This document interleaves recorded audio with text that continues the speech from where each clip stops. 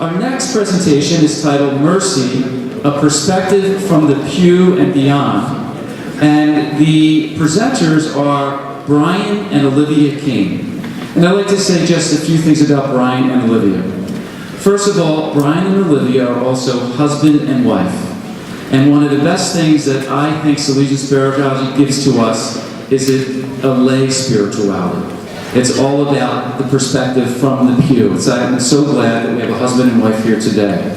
They're also phenomenal parents of 4 young women, Marie Therese, Cecilia, Virginia, and Florence. And are any of your daughters here today? They were too embarrassed to come? Wonderful girls. And they are so proud of their parents today. Just a few things about Brian and then a few about Olivia before I introduce them. Brian Kane has worked as an educator and designer in his environmental career. Environmental sustainability, historic preservation, and community interaction consistently comprise the core of his professional work. Presently, he's the Director of Environmental Stewardship at St. Stephen's and St. Agnes School in Alexandria. He's held that position since 2012 and also is a principal of the Kane Group. Olivia Wills Kane is a mother, as I've said earlier, and one of the things that she did was practice those mothering skills at some point in her career when she worked for the Oblates of St. Francis de Sales. I should say worked with. She was the administrative assistant to Kevin Nadolski, Brother Mickey, and Jim Greenfield. And so she's been in therapy since that job. Is doing incredibly well. She is presently the Admissions Outreach Coordinator at St. Stephen's and St. Agnes School, where she creates and implements a forward-thinking marketing and recruitment agenda for 1,140 student-plus school as inaugural coordinator of 9-person admission team. And again, I could go on and on reading these resumes, but one of the things about Olivia is that she's a graduate of Georgetown Visitation. And after that, she had the opportunity to work as the Community Service Director of Christian Service. That's when I met her, when I was chaplain at GW. We intersected. I know she met her husband in college, and they have been married happily ever after. We are in for a treat. Brian and Olivia Kane, without further ado, please.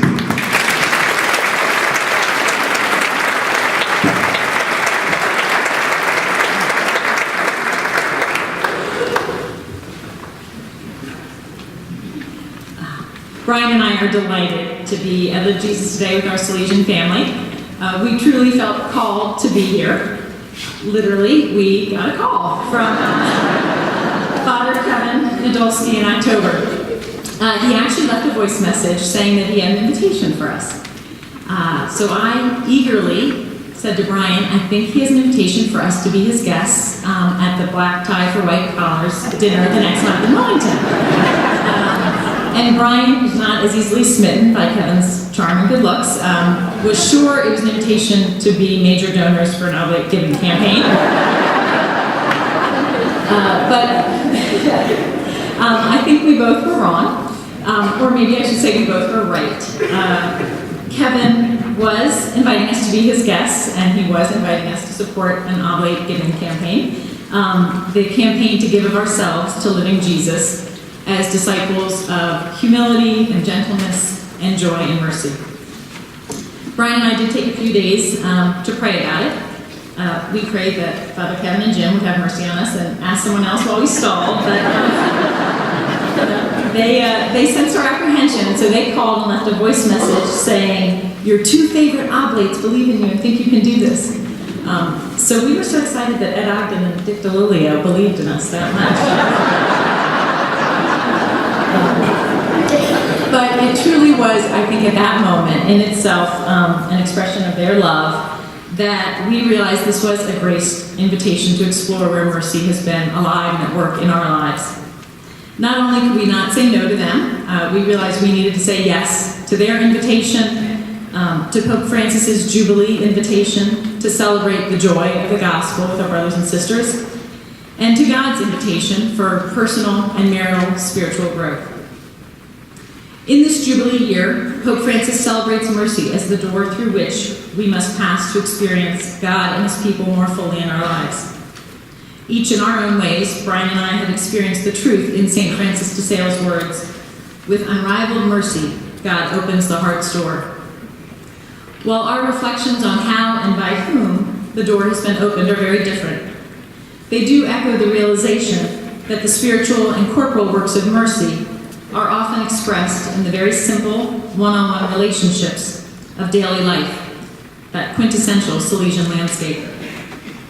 Ours are not crisis situations where the call for help is urgent and clear, the Dorothy Day scenario where the marginalized are knocking at our door. Rather, they are ordinary moments where unexpected Christ-bearers reveal the face of mercy. The moments that come forward are diverse encounters over decades of word and deed. For Brian, mercy has been most strongly witnessed through deeds. For me, mercy has been most beautifully revealed through words. I have always loved letters and instinctively take pen in hand to express gratitude or sympathy or congratulations.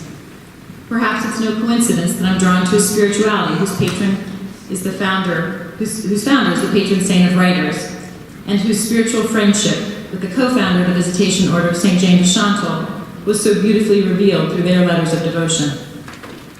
To me, mercy is a prolific communicator. I hear her voice loudly proclaimed in sacred scripture and the order of the Mass, yet I also hear her voice disguised in the ordinary writings of typed letters, cartoon greeting cards, crayon post-it notes, and abbreviated texts. And so begins my reflection. Mercy comes as a nun's typed invitation. While I was born into the Catholic Church, I didn't begin speaking my faith until I went to Georgetown Visitation. I found my heart's voice in Salesian spirituality. I learned it not from teachings, but from the vivid witness of the Sisters of the Visitation. Humble, gentle women, living Jesus, revealing what God's mercy looked like in daily communal life. In the fall of 1984, I was a senior, and we were preparing for marshmallow roast, an evening of bonfire-side skits where we roast teachers in the hope of earning the title of winner. There are lots of unspoken rules, the main one being that seniors always win. Well, you can imagine what happened that fateful October night. The next day, the senior class received a letter from Sister Mary Berkmans, our headmistress. Dear seniors, I sense that some of you are hurting today because of your disappointment of last evening. I understand disappointment of this kind because I've had my share of it through the years. Perhaps I have the advantage of years, so I can look back and see the bigger picture. Here is what I see. Your class can take a deep sense of pride in the teamwork that produced your skit and a certain amount of joy and fun that came to you while preparing for it. That's what Marshmallow Roast is all about, working together and having fun in the process. The important thing is that you know you worked hard and did a good job.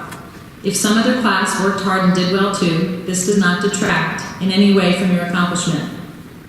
So I ask you, my friends, please swallow your pride and take that extra step of congratulating the freshmen. Wow, that's a tough one.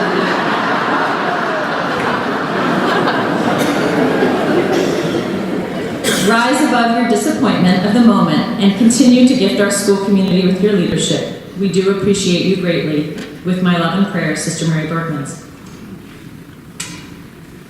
Sister Berkmans, the merciful mother, with outstretched arms, welcomed us home like prodigal daughters. You are my beloved, on you my favor rests. Sister's compassion spoke volumes to me about the wisdom of mercy. Her words didn't reveal anger or disappointment with our inability to bear wrongs patiently, and they didn't judge or belittle us. Rather, in admonishing the sinner, she offered only affection. In characteristic Salesian tradition, hers was a gentle invitation, but it was also a strong invitation to enlist our liberty of spirit for a conversion of heart and rise above our bruised egos and reconcile with our freshman sisters. Mercy alone has that restorative power. Sister's words also revealed to me one of my favorite dimensions of Salesian spirituality that I often find present in moments of mercy: hospitality. She came to us, offering the opportunity to show the same compassion to others that God shows to us. Sister's letter reminded me that our faith is not a school contest where we must prove our worth to be awarded God's love. God's mercy is not earned, it is given, only and always. Each of us probably remembers a person who gently taught us how to walk more closely with Christ. Where in our life will we respond with that same gentleness when we are tempted to use harsh judgment?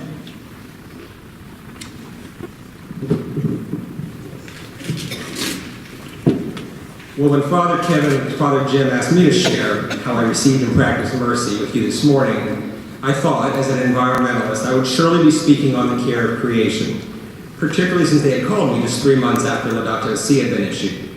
And I was sure I would speak about the people most vulnerable to the effects of climate change and the collective actions we should all be taking to take care of our common home. Indeed, acts of mercy to our brothers and sisters across the planet. Nature writing always catches my attention, and I was particularly struck reading Pope Francis's words with a nod to Ezekiel, where he writes in the Church of Mercy, God's mercy can make even the driest land become a garden, can restore life to dry bones. Let us enable the power of his love to transform our lives too. Let us become agents of God's mercy, channels through which God can water the earth, protect all of creation, and make justice and peace flourish. However, as I reflected further on Francis's wishes for us to serve as agents of God's mercy, I think I was drawn more into the time I have spent throughout my life in a very specific part of God's creation, the infirm and the elderly. Like the earth, their care requires observation, patience, calm. They are delicate and vulnerable. With them and through them, I think I have most fully witnessed God's mercy. And so this morning, I'll share with you 4 instances of my experiences with the elderly. So I begin my reflection. Mercy comes at the side of a wheelchair. I'll start in 1969, just 4 miles from here. My younger sister Christine and I were picked up a little before noon each day from Montessori school, and sometimes my mother would head up to the Fairfax nursing home where she played the piano in the community room. The home's residents would roll in their wheelchairs for the afternoon entertainment. My sister Christine, who's never shy to perform, and quickly understanding a captive audience when she saw one, would dance around uninhibited in a tutu or holding a magic wand, where I, on the other hand, would just stand and watch reluctantly, visiting the folks who had entered the room. I remember old, age-spotted hands lined with veins, gripping my hand firmly and pressing it down on the metal wheelchair arm and not releasing it. Sometimes my hand would be crushed when the residents would bang their hands along to the rhythm of Happy Days Are Here Again, or Carolina in the Morning. And I remember being quite afraid and confused as to why they were crying to music which sounded fairly happy to my 5-year-old ears. My sister would dance and move around the chairs, my mom would flip the music with the Reader's Digest songbook, and I would stand by the array of folks, clinging to my hand with tears coming down their faces. Later I would ask my mother, why were those people crying? She said it was because the music reminded them of a time in their past when they were young and happy. That very first experience of being present to someone who could not walk or talk, but who could listen and smile and cry, was my first remembered encounter with the corporal works of mercy. Mercy was there in song and in dance, and in standing still with someone who could only be still. I also saw it in the abundance of a mother who wanted her children to share their gifts freely and openly. Francis writes, there are no lack of opportunities all around us. We have received freely and we give freely. We are called to serve Christ the crucified through every marginalized person. Each of us probably remembers a place we first saw what mercy looked like. Do you remember the person you encountered in that first experience of witnessing God's mercy?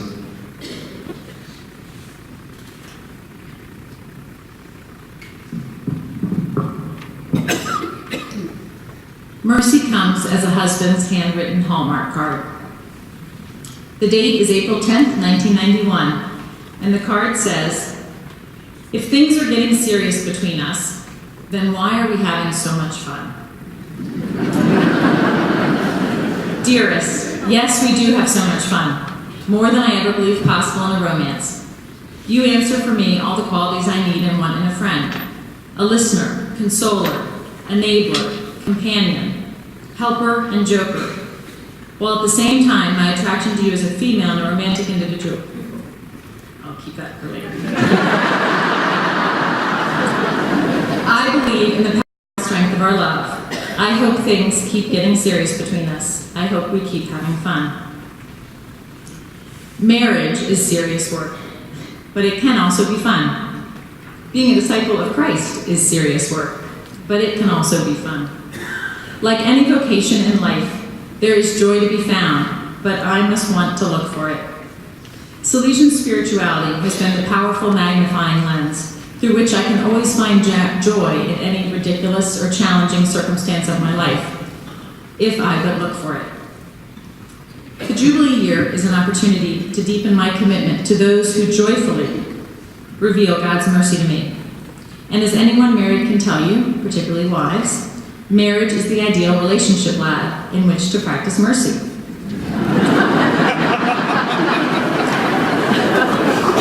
Bridget Revisa, author of Project Holiness, Marriage as a Workshop for Everyday Saints, speaks of the authentic friendship found in marriage.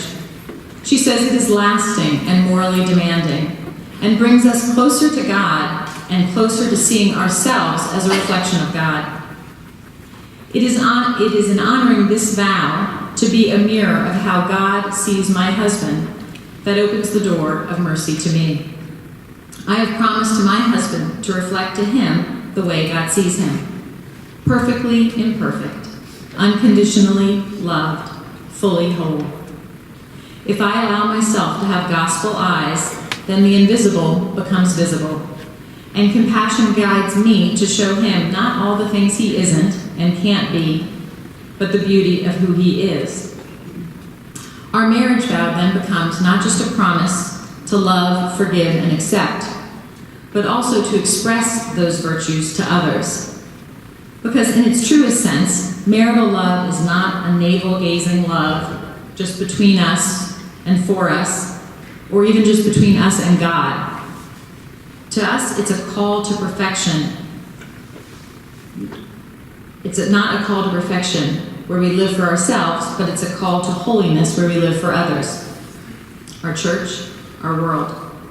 It can be serious work, but it can also be a lot of fun. Each one of us probably remembers a relationship where it was very easy to express love. For whom am I long overdue to write a love note?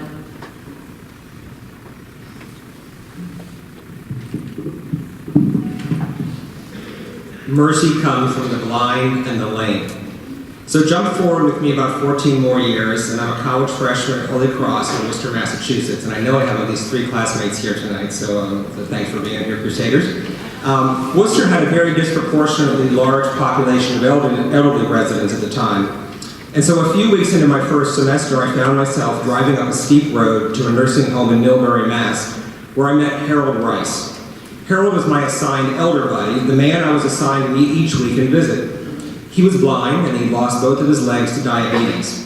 When he talked, I would hold his firm, strong hand on the edge of his bed or the railing of his wheelchair.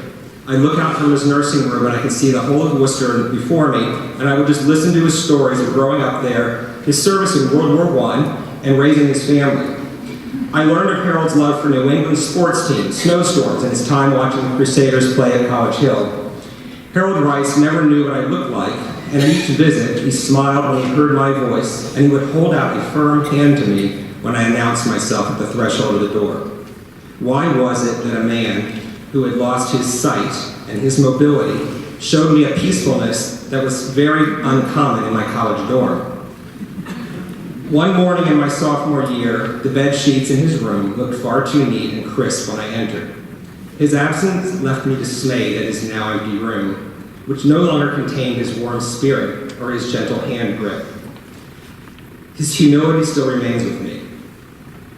So 3 years later, I'm in graduate school in Charlottesville, and I was drawn out of the architecture studio just a few blocks away to the Towers nursing home where I was assigned to my southern elder buddy, Mr. Clarence Goffney. Like Harold, Clarence was confined to a wheelchair. He had lived in Charlottesville his whole life and had worked as a cook. Clarence was the only resident who would sit out in all 4 seasons on a shady stoop watching West Main Street. He waved to doctors and nurses, med students, patients, whoever passed. When I teased him about waving too enthusiastically to the passing college girls, he would say to me, "You little devil," his pet expression, and then he'd laugh out loud with me. Franciscan Richard Rohr writes, "Mercy is not a virtue that you choose to put on one day. Mercy has to be your deepest way of seeing, a generosity of spirit that draws from your identity, your deepest dignity, which is love. It's basically a worldview of abundance, wherein I do not have to withhold or protect or hoard myself." With the overwhelming coursework in architecture school, there were some days when truly I really didn't want to take time to visit Clarence. I was hoarding, withholding, and protecting myself. Clarence, on the other hand, was always there to receive me with a smile, a handshake, a joke. Wasn't Clarence like the father in Jesus' prodigal son parable, extending himself always to me, despite my resistance or my reluctance to be with him? God, who delivered his son for us, can only reveal himself as merciful, writes Pope Francis. God is a careful and attentive father, ready to welcome any person who takes a step or even expresses a desire to take a step that leads home. Each of us has probably been shown the embrace of welcome in very challenged circumstances. Who was the person or the persons who embraced us despite our hesitation?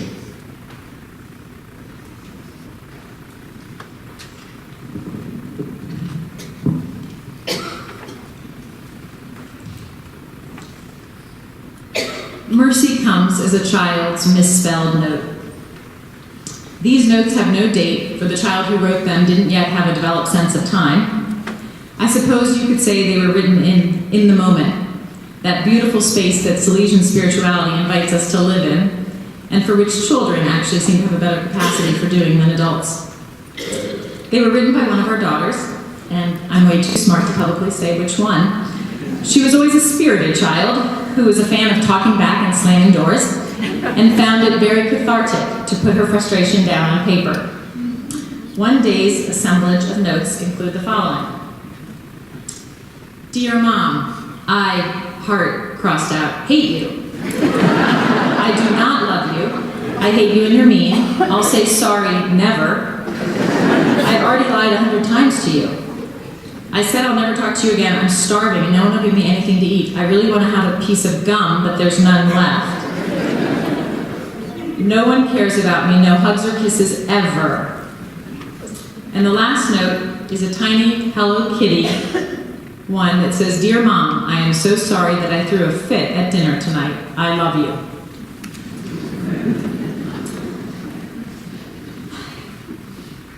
Her multicolored, scribbled, contradictory words teach me a lot about what mercy can look like, particularly in a family and most keenly as a parent.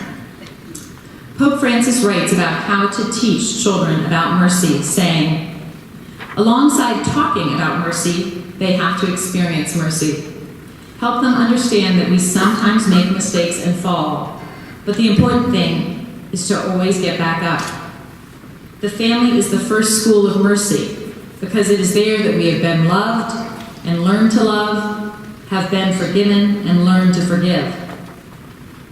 But if mercy begins at home, why is it that the family member who most needs our attention is often the one we least want to be with, or who seems the least worthy of the spiritual work of mercy to forgive injuries? If I see help as a thing, then it will fatigue me, and I'll begrudge giving it.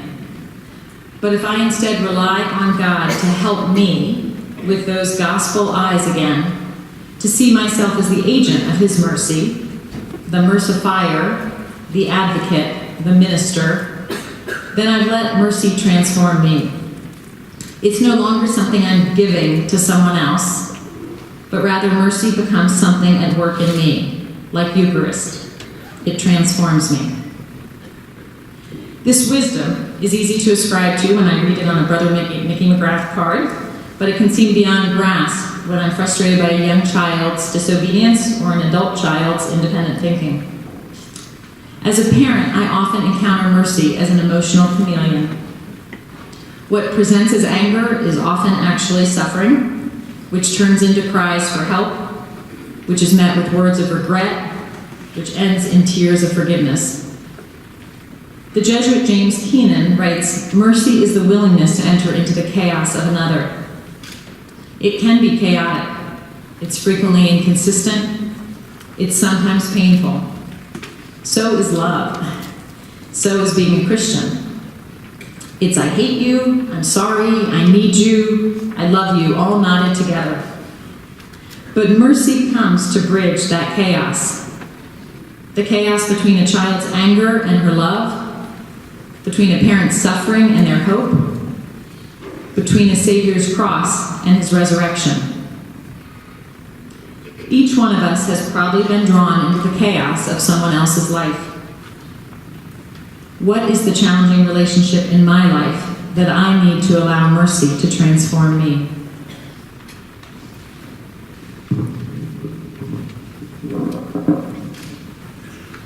Mercy appears at a Christmas dance. So jump forward with me another 14 years to another episode of Wheelchair Mercy. When our 4 daughters were very young, I would frequently bring 2 of them with me on Saturday afternoons to Brighton Gardens Assisted Living in Arlington, where my 92-year-old grandmother, Stella Peaslack, lived. Grandma had become quite internal and depressed. She was no longer that joyful woman I remember growing up in this last phase of her life. Bringing the children with me helped greatly, as she would hold one in her lap or stroll out into the garden in her wheelchair as the girls helped push her. She didn't have much to say, and sometimes, because I knew her so well, it was actually harder to be present and to talk openly than it had been to just free associate with Harold or Clarence. Allowing mercy into our family unit brings challenge. I didn't always bring a cheerful optimism with me to Grandma's, sometimes dreading the visit because I knew that she could be hard to break through. But I persisted.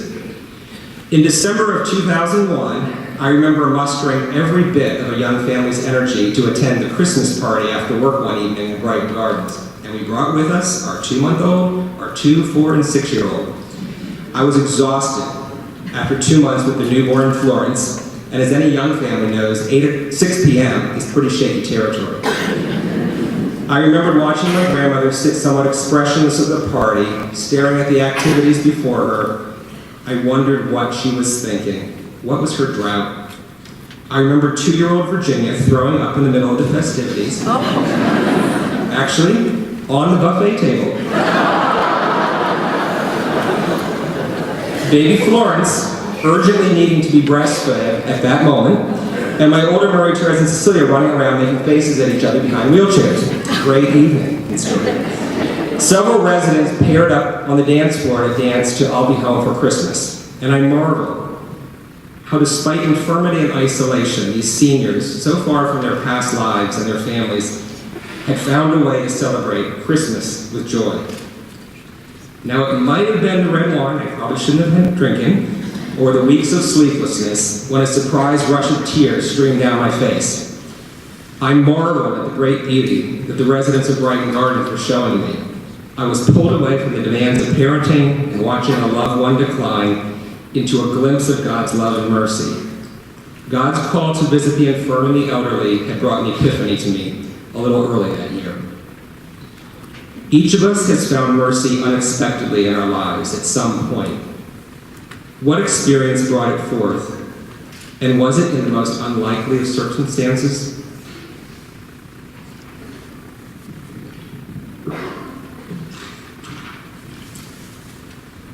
Mercy comes as a late-night text.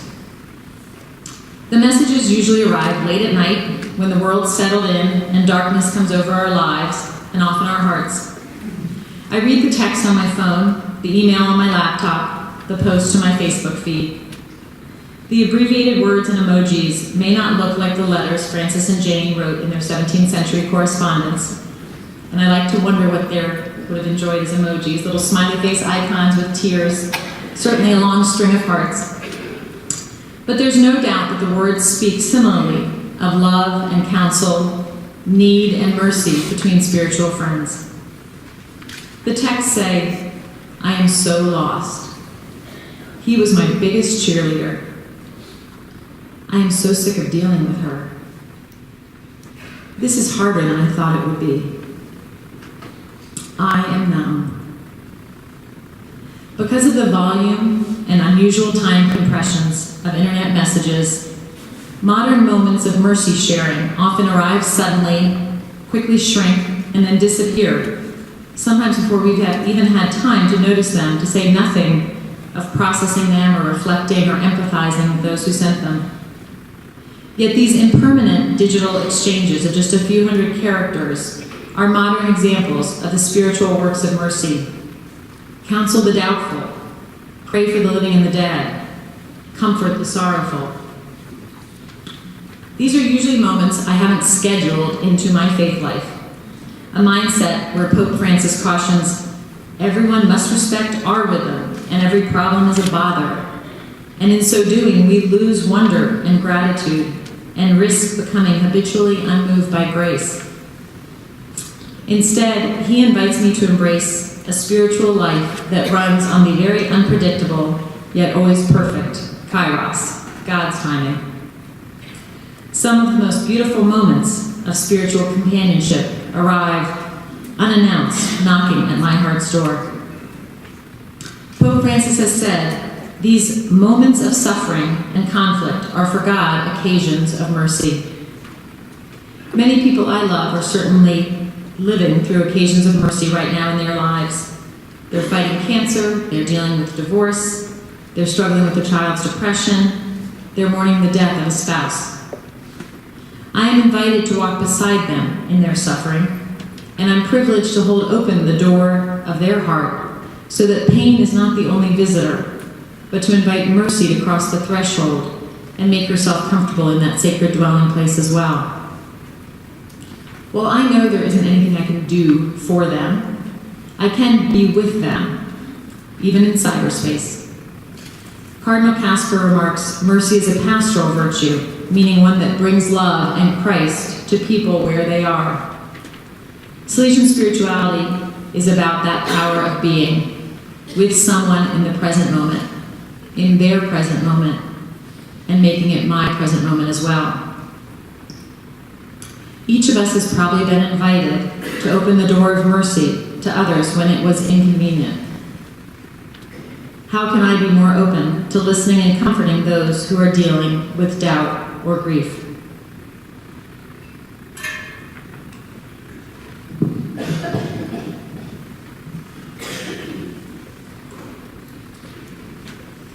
Mercy arrives at home. Until 2007, mercy has remained something I experienced more on the outside than rather on my inside. Perhaps some of the most challenging ways that I was called to show mercy was after my father had a stroke in 2007. Although he did regain some speech and body control several years after the stroke, he eventually lost most of his abilities and grew increasingly confined to the home and finally to a hospital bed in his bedroom. Some of the most needed mercy was in my family of origins. We struggled to figure out how to live through Dad's long confinement, my mother's desire to keep him in their home, and his changing needs.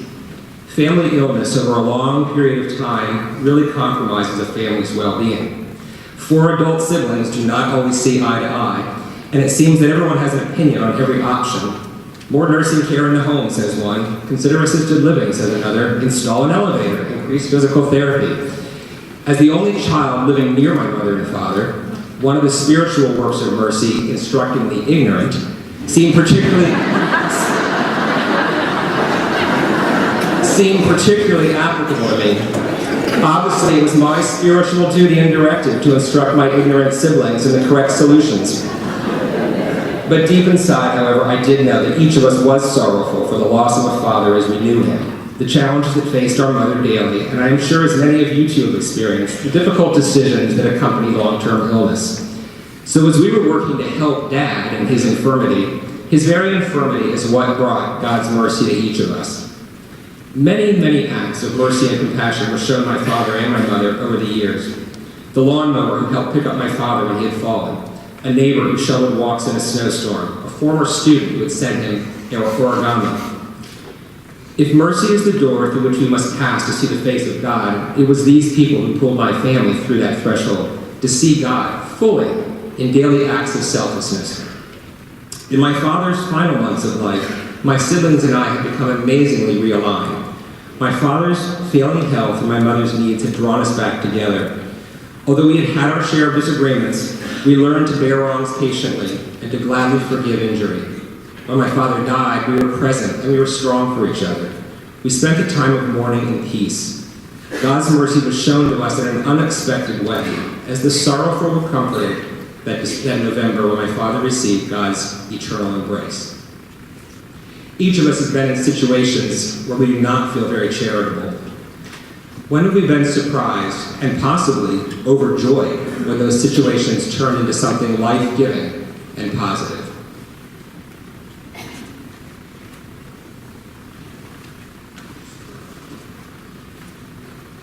This afternoon, Olivia and I have shared a few glimpses of God's merciful presence in the ordinary circumstances of each of our lives.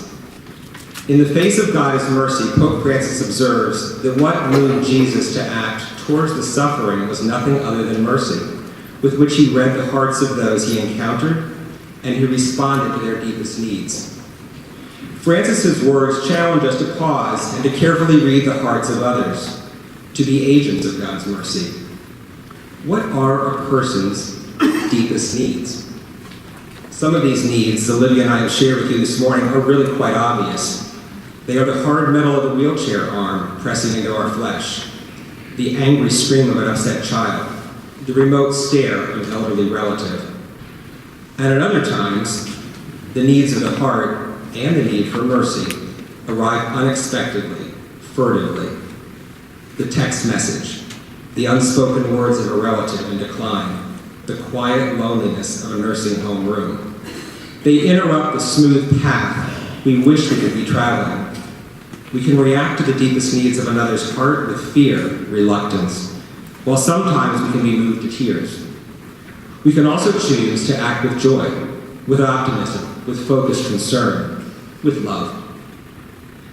As each of us enters back into our day-to-day lives after lived Jesus, may we be more aware of God's mercy in our ordinary encounters.